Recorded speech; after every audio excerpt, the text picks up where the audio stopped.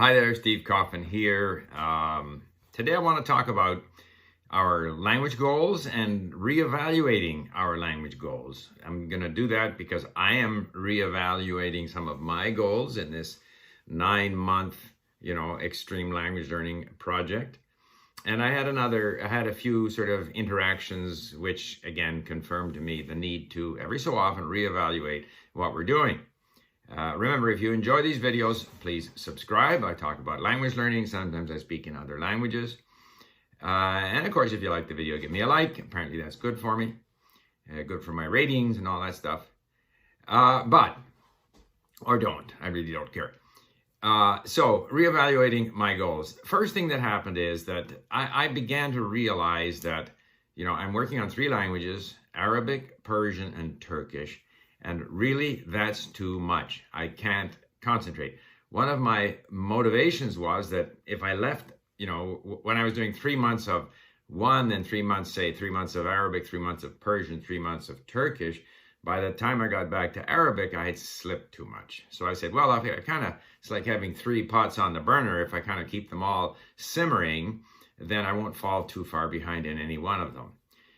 But I'm finding that the challenge of Arabic and Persian, the challenge of learning to read in a different writing system, but it's the same writing system, Arabic and Persian, slightly different, that's sufficient. There's a lot of work to be done there. And that the Turkish actually is a lot easier. The language itself is difficult, different at any rate, but it's written in the Latin alphabet. So it's kind of easier in a way. So that if I go back to Turkish in 9 months, I don't think I'll lose that much. I think I can get back to it pretty quickly. I am motivated to do Turkish, but I'm also motivated to achieve more progress in Arabic and Persian. So I have to make a choice.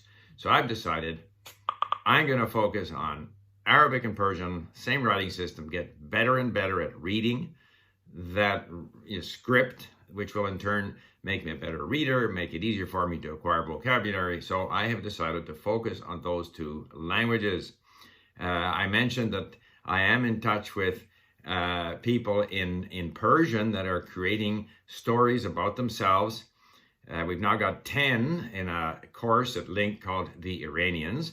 Not unfortunately, but it's mostly women. I'd like to have more male voices there just to have a better balance.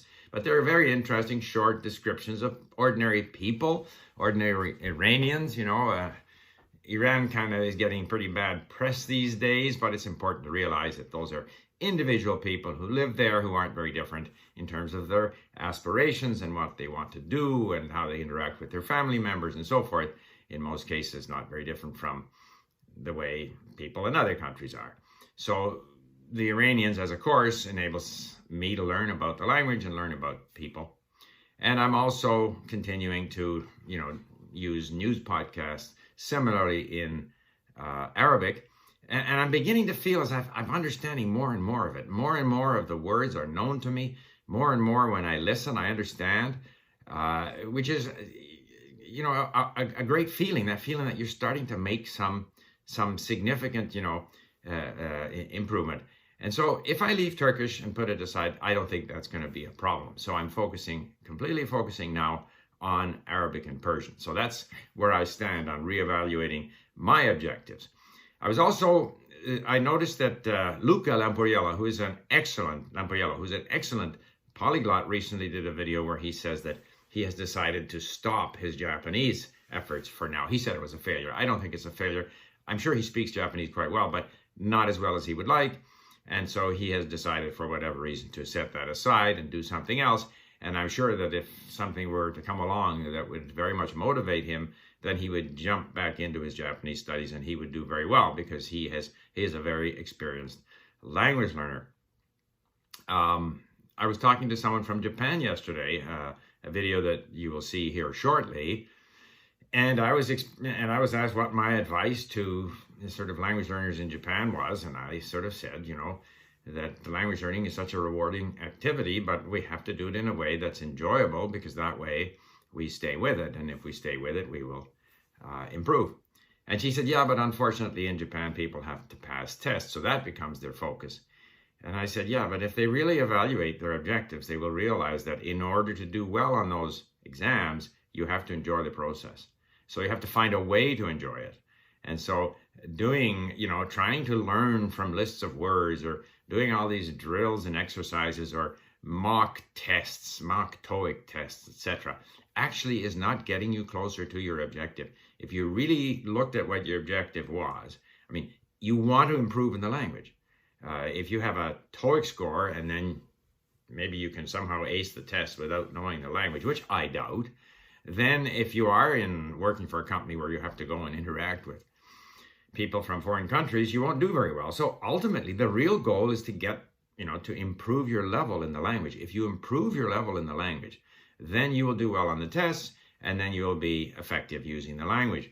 And so really the goal should be, as I've often said with language instruction as well, how do we make it enjoyable? How do we make it enjoyable? Because if it is enjoyable, people will stay with it. Now, my Turkish was enjoyable, but I had too much on my plate. It's like if you go to a restaurant and you want to try everything on the menu, but you can't eat everything on the menu. So you have to make a choice. So that's why right now I have decided that my 90-day, 9 months rather, challenge, extreme language learning, where I was going to do 3 languages, I have finally decided. I mean, I may occasionally look at Turkish just so it doesn't get too far away from me, but I'm going to focus my energies on Arabic and Persian. So I have reevaluated my objectives, and I'm focusing in on 2 languages, which is still a tall order.